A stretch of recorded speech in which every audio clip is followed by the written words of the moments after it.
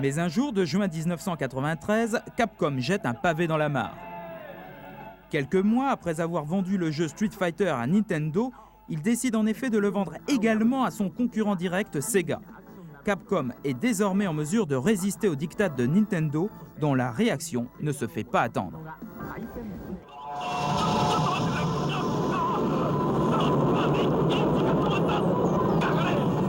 Tokyo, version 21e siècle.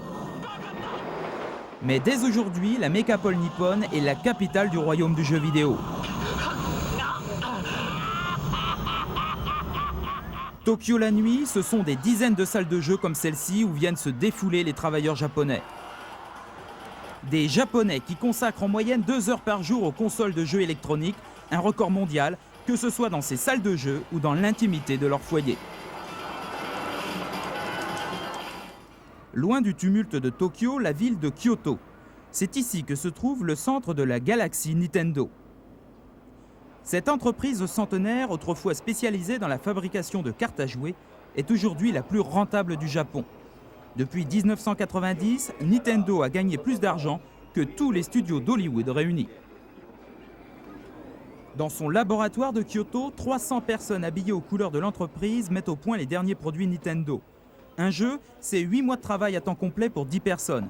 Des investissements tels qu'il faut éviter que les secrets de fabrication ne passent à la concurrence. Cette question de la confidentialité est très importante. C'est notamment pour cette raison que nous n'embauchons dans ce département qu'une dizaine de collaborateurs chaque année. Ainsi, tout le monde se connaît de vue et la confidentialité est plus facile à faire respecter. Les gens que vous voyez dans ce département travaillent parfois jusqu'à 20 heures par jour, lorsqu'un produit est sur le point de sortir, par exemple. Cela ne leur pose pas de problème particulier, puisqu'en fait, ils travaillent sur des jeux, sur des choses amusantes. Quand je les observe, je vois bien qu'ils travaillent en s'amusant. C'est Mario le plombier qui a fait décoller Nintendo. Un petit personnage créé en 1985 qui a révolutionné l'univers des jeux vidéo. Avant Mario, les jeux vidéo c'était cela, des jeux de ping-pong électronique par exemple. Celui-ci date des années 70. Puis un peu plus tard, le fameux Space Invaders, le plus célèbre des jeux de massacre. Mario, c'est l'entrée de l'aventure dans les jeux vidéo. Le personnage se voit attribuer une mission, sauver une princesse ou trouver un trésor par exemple. Son parcours est semé d'embûches en tout genre. Le scénario est simple, mais efficace. Le succès de Mario est phénoménal, 100 millions de jeux ont été vendus dans le monde à ce jour, soit un jeu toutes les 3 secondes depuis sa création. Nintendo doit toute cette aventure à cet homme, Shigeru Miyamoto. Il n'est pas devenu milliardaire pour autant, comme cela aurait été le cas aux États-Unis. Il dirige aujourd'hui une équipe de 10 personnes, lui qui enfant s'imaginait prisonnier dans une cave et rêvait de La Belle et la Bête. Je ne voulais pas créer encore un super-héros. Mario, c'est un ouvrier. Quelqu'un qui est proche de notre quotidien. Il est humain. Il peut être servile ou cupide. C'est quelqu'un qui nous ressemble. Quelqu'un en qui les gens peuvent s'identifier. Si Mario a eu un tel succès, c'est avant tout parce que ce personnage avait une vraie personnalité. Les gosses sont tombés amoureux de ce petit bonhomme. Il avait un vrai caractère, le sens de l'humour, et on pouvait le contrôler. Les enfants se sentaient à l'aise avec lui. Ils ont adoré Mario. C'est sur ce pactole que Nintendo a construit son empire. Il faut encore y ajouter quelques trouvailles géniales comme le Game Boy, la petite console portable qui permet de jouer n'importe où, n'importe quand. Nintendo en a vendu plus de 12 millions dans le monde. L'une des versions de Mario associée à cette console a rapporté à elle seule $1 milliard de recettes en 1993. Leader absolu du marché, Nintendo contrôle tout, et notamment les fabricants de programmes. Capcom, l'inventeur du jeu Street Fighter, est l'un des plus populaires d'entre eux. Comme tous les fournisseurs de Nintendo, il subit la loi du géant japonais. Interdiction pour Capcom de commercialiser directement ses propres créations. C'est Nintendo qui se réserve le droit de fabriquer les cartouches de jeu et de les commercialiser sous sa propre marque.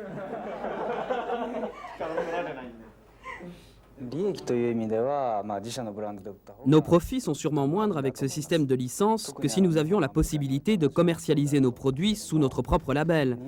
Quant au coût de fabrication avancé par Nintendo, sans pouvoir vous donner de détails, je peux vous dire que franchement, ils ne sont pas bon marché.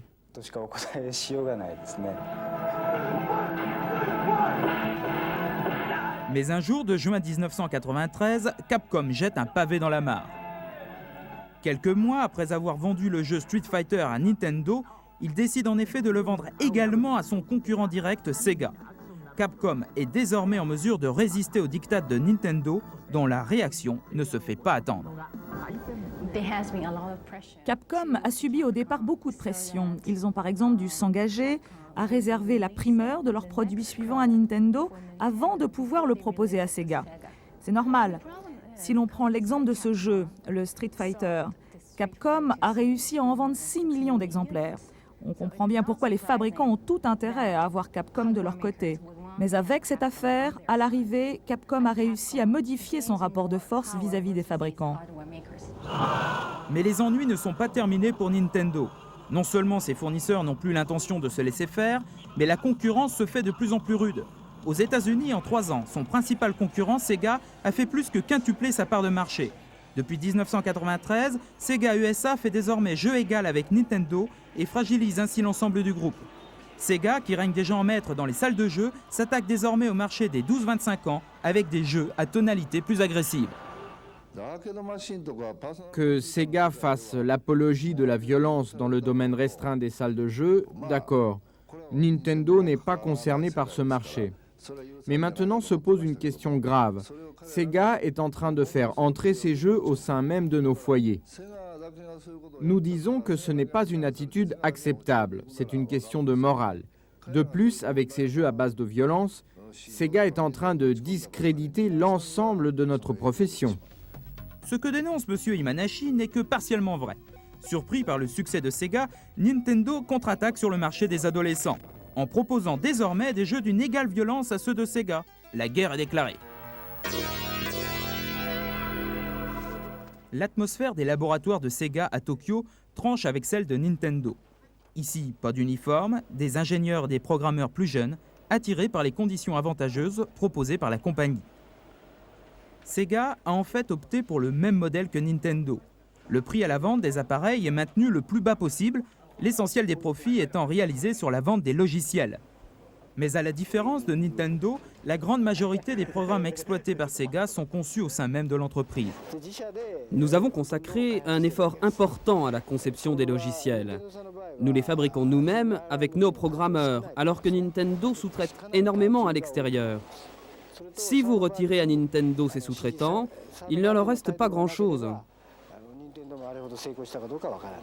400 personnes travaillent dans ces laboratoires à la mise au point des produits grand public.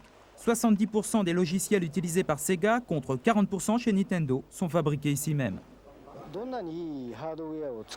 Vous aurez beau fabriquer des appareils formidables, extrêmement puissants, si vous n'avez pas les logiciels qui vont avec, ou s'ils ne séduisent pas le consommateur, vous courez à l'échec.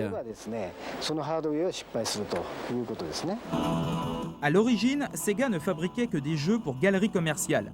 Les logiciels les plus populaires ont été ensuite proposés dans leur version domestique, amortissant ainsi les dépenses de recherche sur 2 marchés. Sega mise sur la lassitude des consommateurs par rapport aux jeux traditionnels proposés par Nintendo. Les programmeurs de Sega travaillent désormais sur des jeux plus réalistes, comme ici le Formula One. Il faut que l'utilisateur se sente réellement à la place du pilote. On travaille sur les perspectives avec des images traitées en 3 dimensions, avec des maquettes, des photos ou des extraits de films. Les pilotes sont venus nous aider, notamment pour déterminer comment évoluent leurs axes de regard. Sega Nintendo, c'est une guerre sans merci.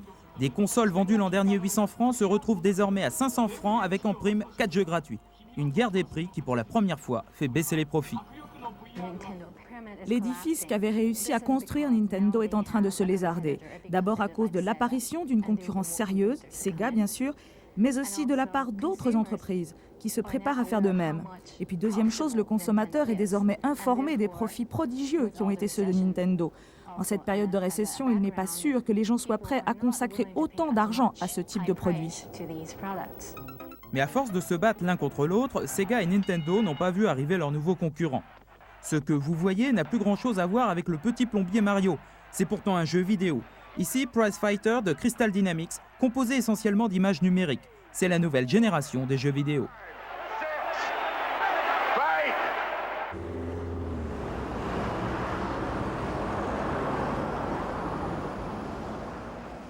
Dans le 11e arrondissement de Paris, à l'abri des regards indiscrets, se développe une entreprise à l'avenir prometteur.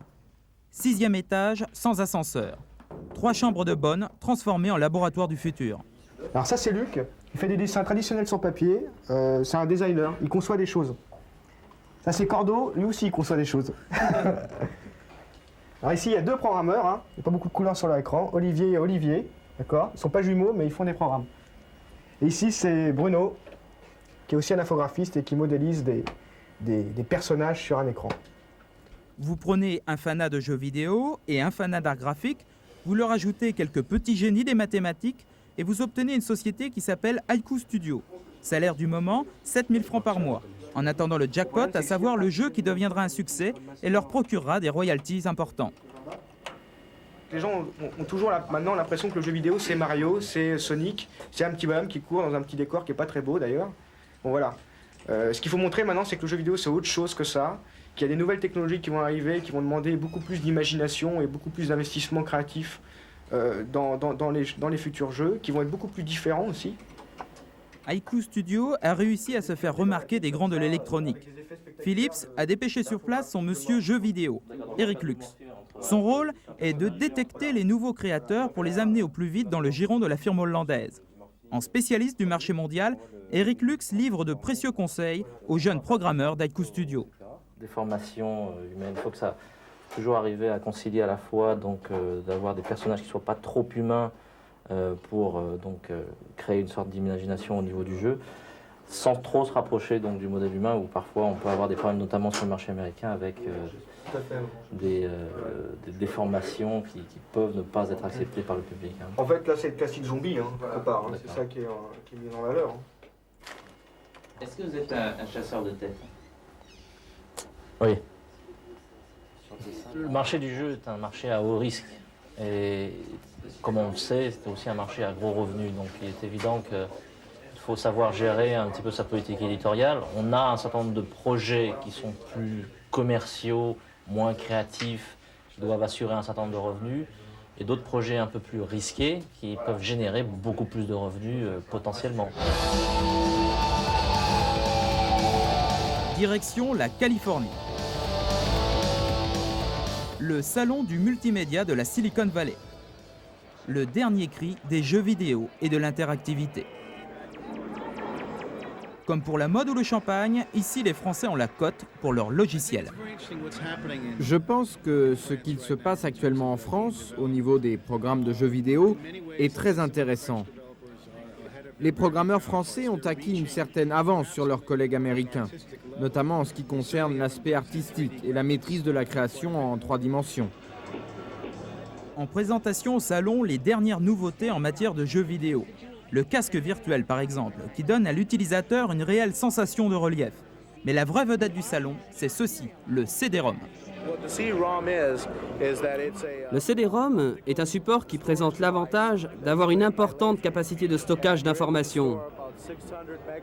Il se lit par laser optique.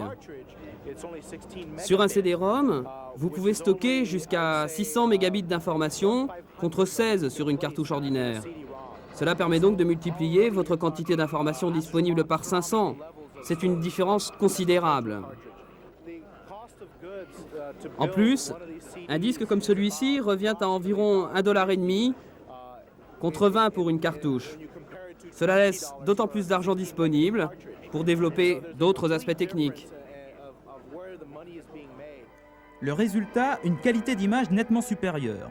Voyeur est un nouveau jeu en exposition au salon. Inspiré des séries policières à la télévision, il met en scène des comédiens pour plonger l'utilisateur dans une atmosphère digne des bons vieux polars de série B. Dans ce jeu, pour gagner, il faut vous transformer en voyeur. Nous pensons que cela amusera les gens, chez eux. Le principe est de pénétrer dans cette maison, de regarder dans les différentes pièces si je peux trouver quelqu'un. Là, par exemple, il n'y a personne. Je m'introduis alors dans la pièce à la recherche d'indices. Je peux fouiller dans la bibliothèque, par exemple. Tiens, le Kama Sutra. Je peux aussi espionner ses messages sur son ordinateur. Et je peux continuer comme cela à la recherche d'indices qui vont me permettre de résoudre l'affaire. Une fois que je crois avoir la solution, je peux appeler la police ou même balancer l'information à la télévision locale.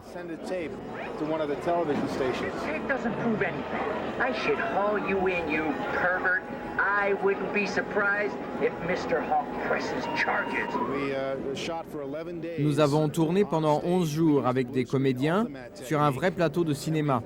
En utilisant la technique de la transparence électronique, nous avons pu inclure les comédiens dans des décors en 3 dimensions créés par ordinateur. Les grandes compagnies d'Hollywood ne s'y sont pas trompées. Désormais propriété pour la plupart des géants japonais de l'électronique, comme Columbia racheté par Sony, la dynamique entre cinéma et jeux vidéo va jouer à plein. À San José, tous les grands groupes de communication sont présents. L'un des projets les plus avancés est une adaptation de la célèbre série américaine Star Trek.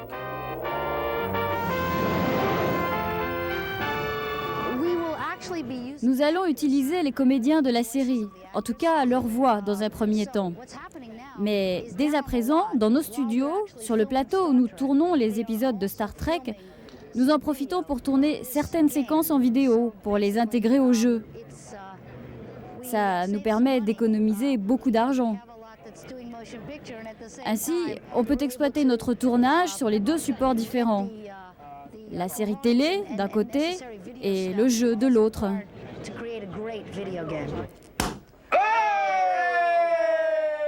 Chez Crystal Dynamics, on fête la sortie du dernier né des jeux produits par cette entreprise de Palo Alto, la Horde.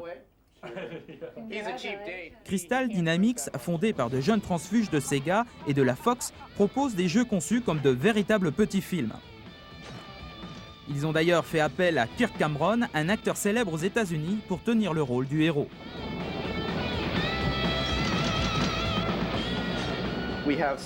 Le jeu démarre par quelques séquences filmées pour installer l'ambiance, pour que quand vous jouiez, vous vous identifiez à Kirk Cameron, au héros, le jeune prince de l'histoire. Vous devez vous débarrasser du mal, des hordes de barbares qui menacent la paix du royaume. Il y a un vrai petit scénario. Avec les nouvelles technologies disponibles, nous atteignons désormais une qualité d'image pratiquement équivalente à ce que les gens ont l'habitude de voir à la télé. Il y a les couleurs, les mouvements, tout cela évolue très vite grâce au progrès de la compression d'images numériques. Et dans les mois qui viennent, la qualité d'image va encore progresser.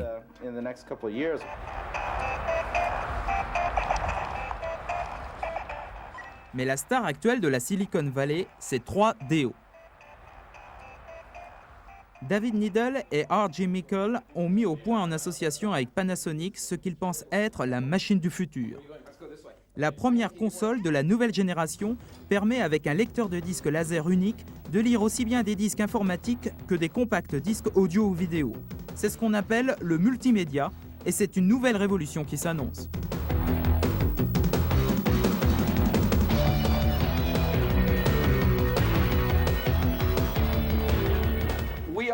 Le futur, c'est nous.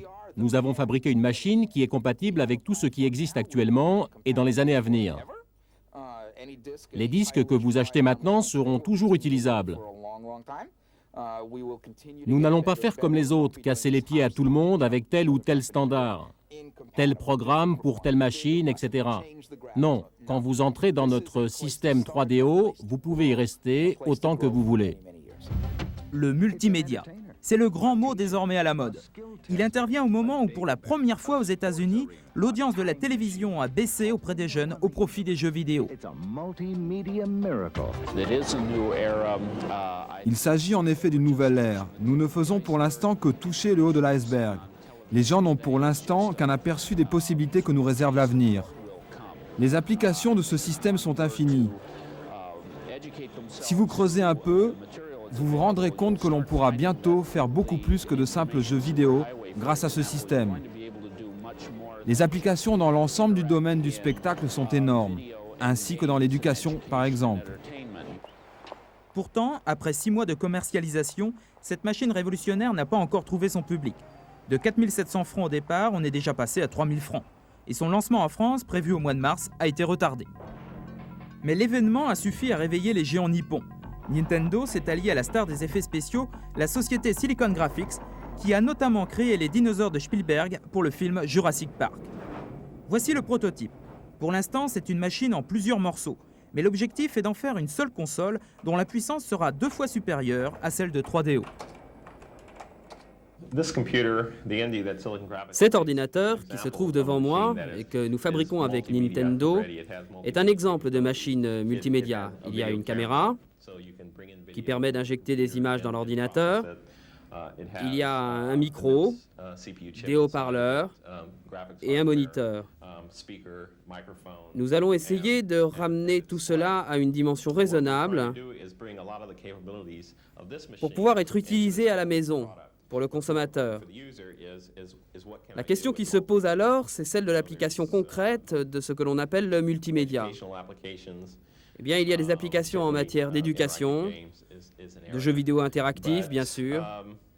Mais en fait, je ne pense pas que l'on puisse encore définir exactement ce qu'est le multimédia, si ce n'est un ensemble de technologies qui trouveront à l'avenir, espérons-le, des applications intéressantes pour tout le monde. Sega, quant à lui, prépare pour la fin de l'année sa console baptisée Saturn, mais s'oriente encore plus résolument vers le marché des loisirs. Dans les laboratoires de Tokyo, les techniciens de Sega mettent au point le dernier né des simulateurs de vol spatiaux, l'AS-1. La cabine est pour une dizaine de personnes. Sega envisage maintenant la construction d'une nouvelle navette pour une trentaine de passagers. Attention, accrochez vos ceintures. All engines, emergency shutdown. Engage air brakes. We're not going to make it. Watch out! Auxiliary engines to full boost. Pull up! Pull up!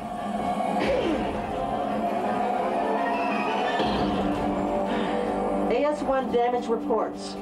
Checking. No damage. Mission controls, my controls have been damaged. Damage is severe. I am handing the controls over to AS-1 for an emergency landing. We're losing the runway. Bring her back.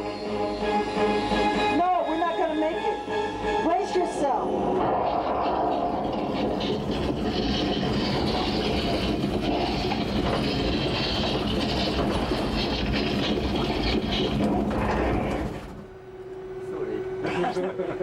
That was close. Sega a annoncé la création d'une 50aine de parcs de distraction électronique à travers le monde. Coût de l'opération, de 10 à 50 millions de dollars l'unité. Sega confirme que désormais, son but est de concurrencer directement Disney sur le terrain des parcs d'attractions. L'objectif de Sega était jusqu'à présent de dépasser son principal concurrent Nintendo. Ils y sont maintenant parvenus et leur prochaine cible, c'est Disney, puis l'ensemble de l'industrie du spectacle. Ils ont mis le pied à Hollywood, ils arriveront sans doute à accaparer l'essentiel de l'industrie du cinéma. Leur but est de créer des films interactifs qui pourront être déclinés en jeux vidéo. Ces films seront diffusés à la télévision, puis sur des réseaux câblés. Ils feront des programmes de jeux vidéo que les gens regarderont comme ils regardent aujourd'hui des films ou des feuilletons. Leur ambition est sans limite. Elle est bien au-delà de la simple concurrence avec Nintendo. D'ici quelques mois, Sega lancera sur des réseaux câblés sa chaîne de jeux vidéo. Il sera alors possible de jouer par téléphone avec d'autres utilisateurs ou de commander des jeux à domicile qui seront livrés instantanément. La bataille du 21e siècle a commencé, c'est celle des enfants de la génération Sega Nintendo.